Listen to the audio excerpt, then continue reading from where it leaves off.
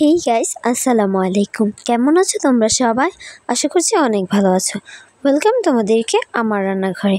আজকে আমি তোমাদেরকে একটা জিনিস মজাদার বিকালের নাস্তা করে দেখাবো। ঝাল যারা খেতে পছন্দ করো তারা এইটি পছন্দ করবেই মাস্ট।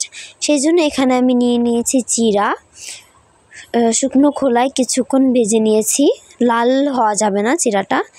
তারপর এখানে আমি নিয়ে নিয়েছি কুমড়ার বিচি। কুমড়োর বিচিগুলো তোমরা বাজারে কিনতেও পাবে, কিংবা তোমরা চাইলে মিষ্টি কুমড়া খাওয়ার পর সেটাকে শুকিয়ে মোটা খোসাটা ছাড়িয়েও এরকম করে খেতে পারো। ভালো করে ধুয়ে নিতে হবে অবশ্যই। তো এখানে আমি এই কুমড়োর বিচিটাকেও শুকনো খোলায় ভালো করে ভেজে নিয়েছি।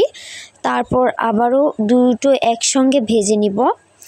এখন আমি অন্য একটি প্রসেসে চলে যাব। এখানে আমি একটি বল নিয়ে নিয়েছি, এখানে ধনিয়া পাতা, তারপর কাঁচামরিচ এবং পেঁয়াজ নিয়ে নিয়েছি। ধনিয়া পাতাটা কুচি করে এই যে এখানে রেখে দিলাম। তারপর এখানে কাঁচামরিচ কুচি করে নিব। 2টা কাঁচামরিচ নিয়েছি আমি। এটা খেতে খুবই মজাদার। তোমরা যদি ঝাল পছন্দ করো তাহলে এটা তোমরা খেয়ে একদম কিজি অমৃতের মতন লাগবে তোমাদের কাছে। তারপর এখানে আমি পেঁয়াজটাকেও ভালো করে কেটে কুচি কুচি করে নিব। এখানে কুমড়োর বিচিটা কম দিলেই অনেক টেস্টি হয়, আবার বেশি দিলেও খাওয়া যায়, তোমাদের ইচ্ছা। তবে জিরাটা কিন্তু পোড়ানো যাবে না, বেশি ভাজা যাবে না। তারপর কুমড়ো বিচিটাও বেশি ভাজা যাবে না।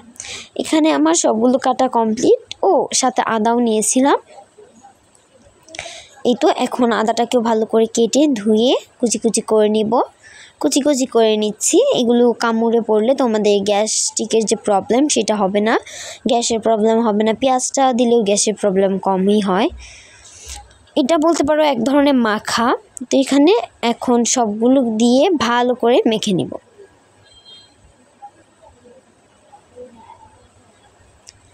তো তোমরা ভিডিওটা দেখতে থাকো। ভিডিওটি যদি তোমাদের কাছে ভালো লাগে তাহলে অবশ্যই like, comment, share and subscribe করে পাশে থাকবে। তো মিশ্রণে আমি একটু লবণও দিয়ে দিয়েছি স্বাদ মতো। এখন এখানে সরিষার তেল দিয়ে দিয়েছি। সরিষার তেলটা তোমরা চাইলে স্কিপ করতে পারো, কিন্তু সরিষার তেলটা দিলে স্বাদ দ্বিগুণ হয়ে যায়। অন্তত এই মাখাটাতে আমার কাছে সরিষার তেল অনেক অনেক ভালো লাগে। এটা একরকম বিকালের নাস্তা। তো দিয়ে দিলাম এখানে জিরা আর ভাজা কুমড়োর বিচিগুলো। এখন পেঁয়াজ, তারপর তোমাদের আদা, কাঁচামরিচ, ধনিয়া পাতা, লবণ, সরিষার তেল সবগুলো এখন তো এই তো গাইস, কমপ্লিট আমাদের মাখাটা। কেমন লাগলো তোমাদের ভিডিওটা? ভালো লাগলে like, comment, share and subscribe করে পাশে থাকবে। অবশ্যই বাসায় ট্রাই করবে। খোদা হাফেজ।